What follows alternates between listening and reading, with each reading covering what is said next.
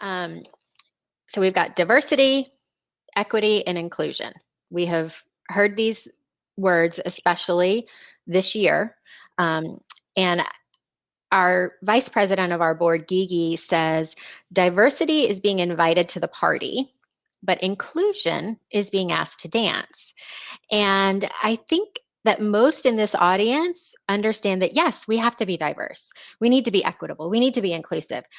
But beyond that, I don't know if we collectively have a really deep level understanding of what equity in healthcare actually means. So, Jenné, can you enlighten us a little bit?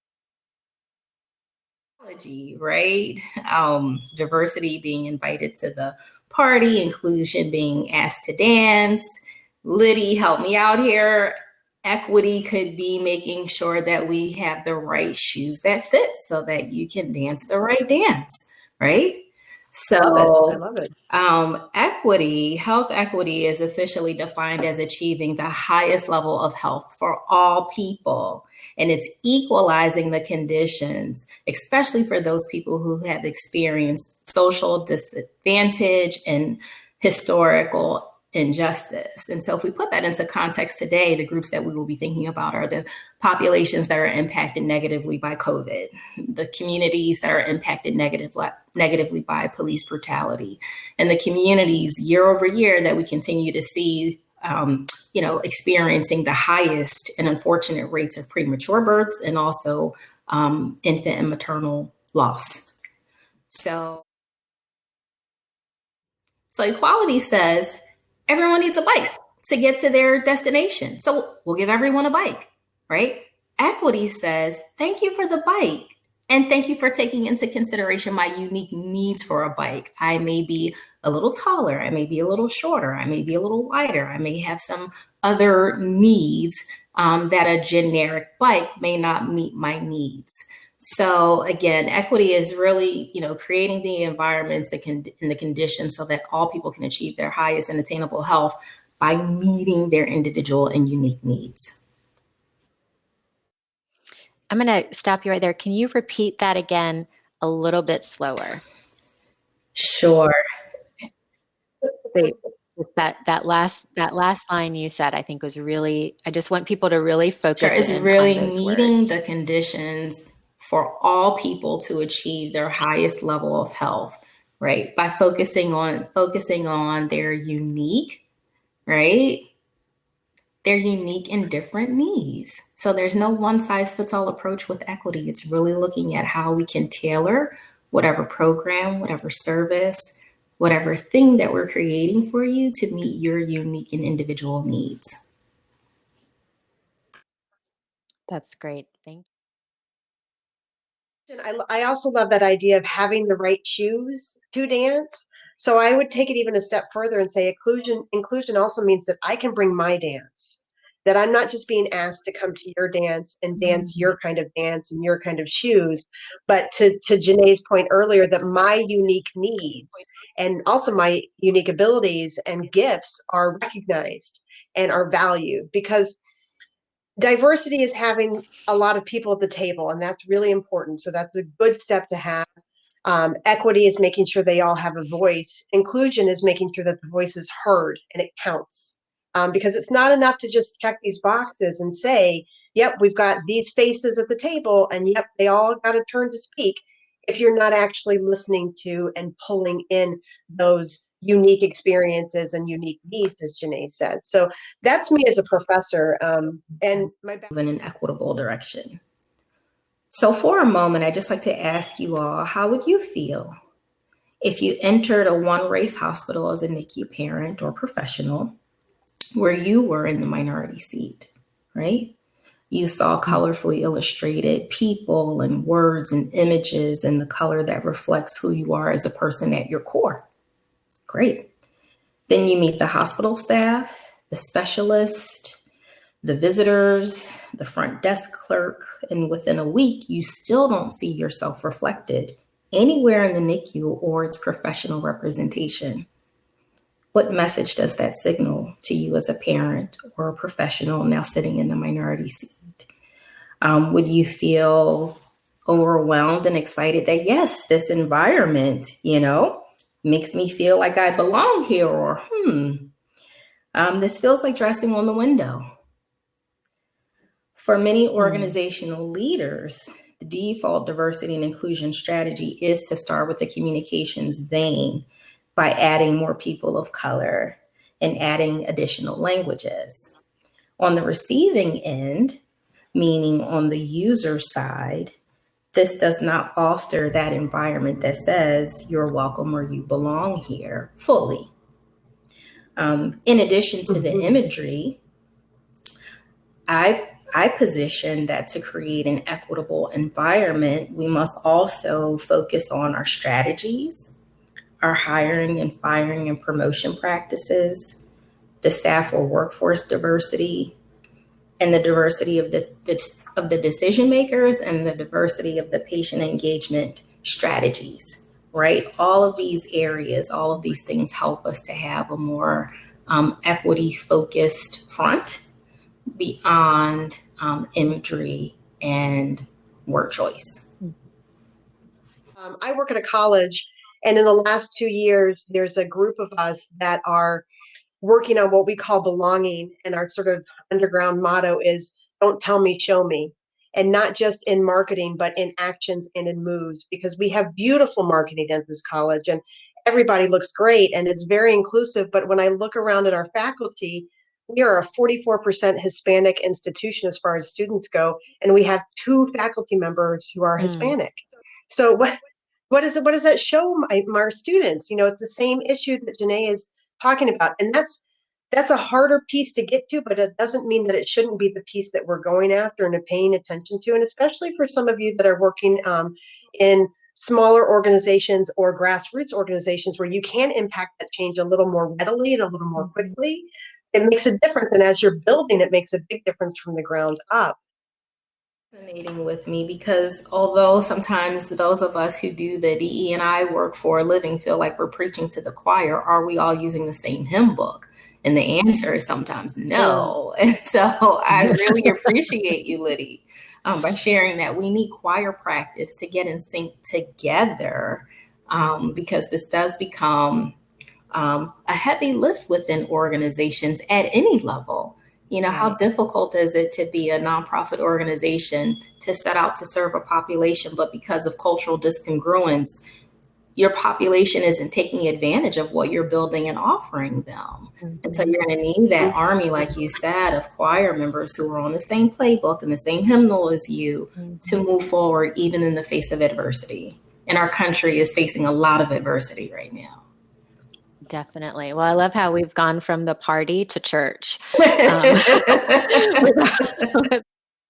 Yeah, they are important, but I also want to caution against tokenizing people, because it is not my job to educate you on what it is, unless you ask me and I agree, which is what happened here, right? It's not my job as as somebody's gay friend or gay patient to educate you on my experience. If I'm in a place to share that experience and it's not damaging to me or costing to me, absolutely. But yes, so I don't want to discount what you're saying here, because it's really important.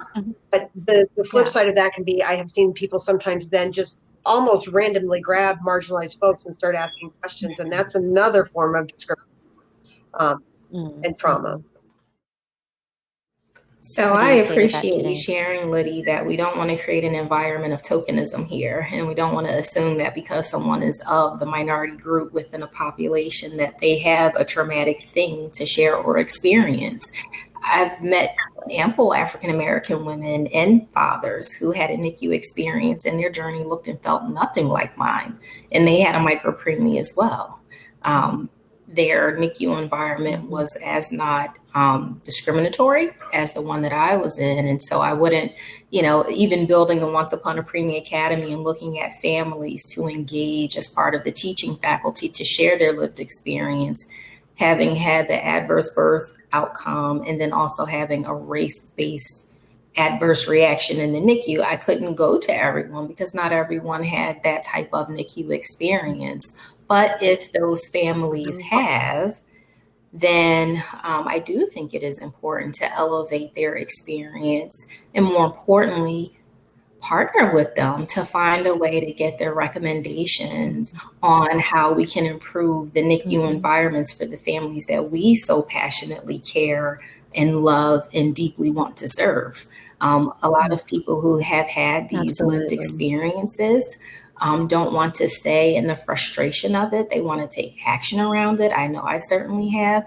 You guys have probably heard me talk on more than one occasion about my NICU experience within NPN and outside of NPN. So much so that I said, okay, enough of just sharing the story. Now it's time to help move the industry forward with solutions. So, yes, absolutely. So your question was, what's the biggest barrier? And there are a few. I think one of them is ethnocentrism. And what I mean by that is, and you started this conversation with this, Kira, is the view we have is the view we have.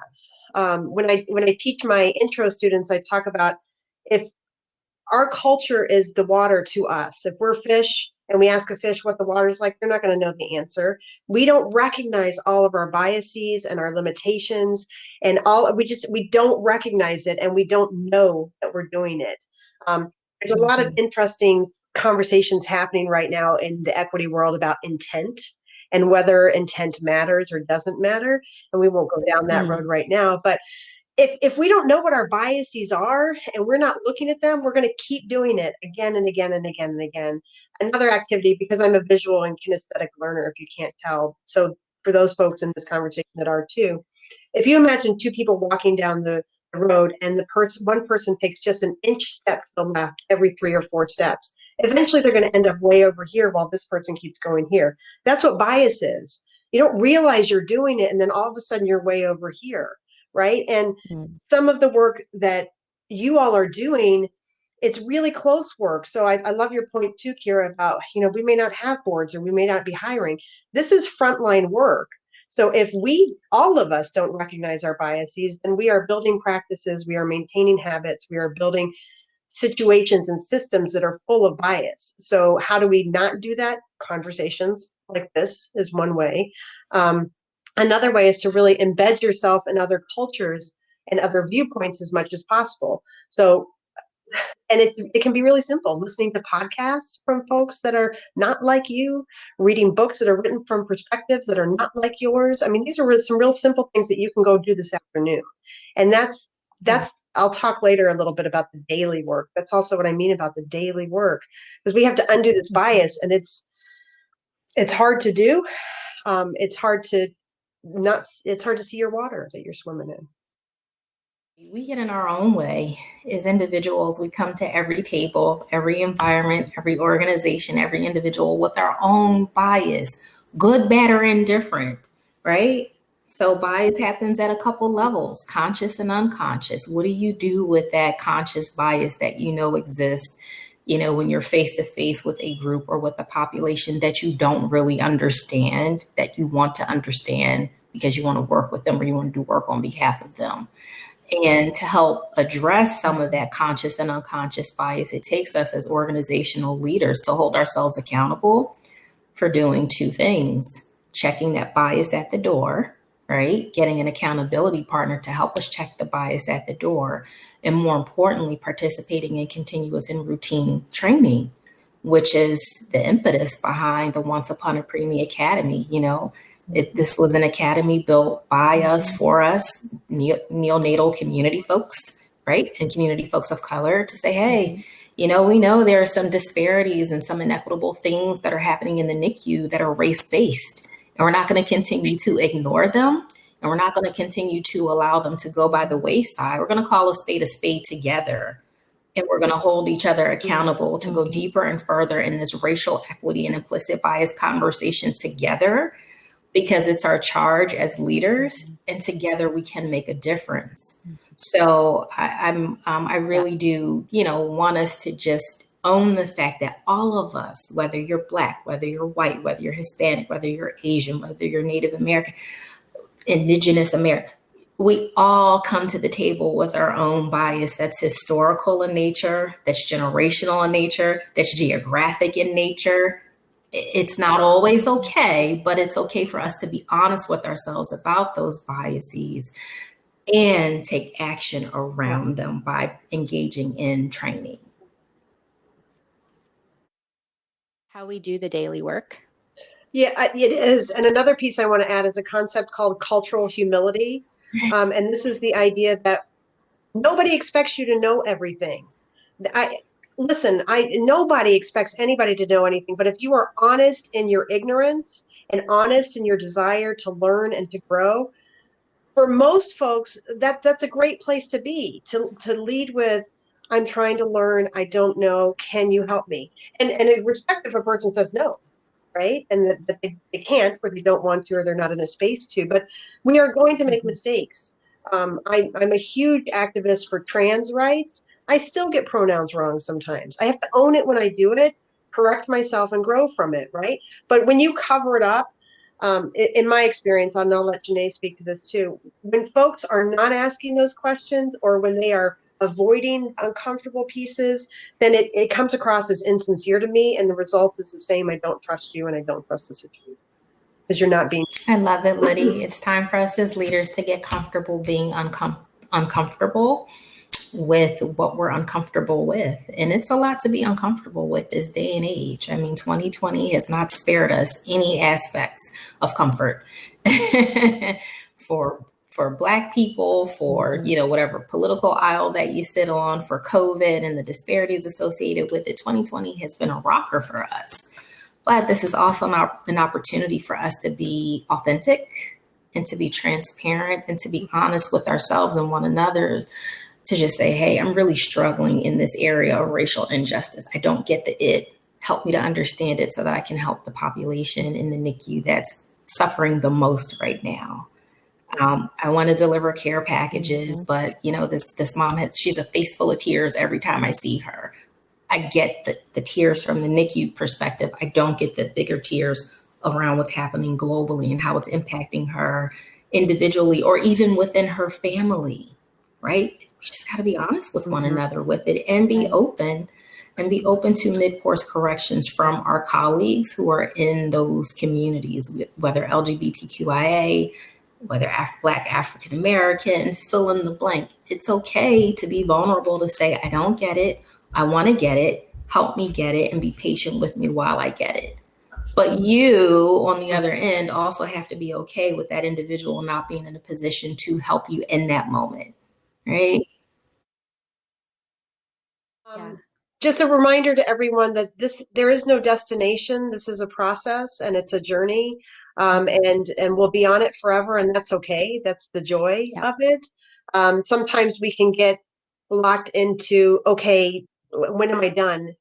And there is no done, because we keep evolving and we keep changing, we keep learning and we keep growing. So, and that's a very different mindset than we usually have in American society. We're very efficiency driven and goal driven and end driven, and that's not the process here at all. It's really just continue to grow, continue to go, continue to fail forward faster, and pick yourself up and do it some more. And it's great that you've started it. All of you have started it or are doing it by having these conversations, and sitting at these tables and letting this stuff kind of sit in the back of your mind.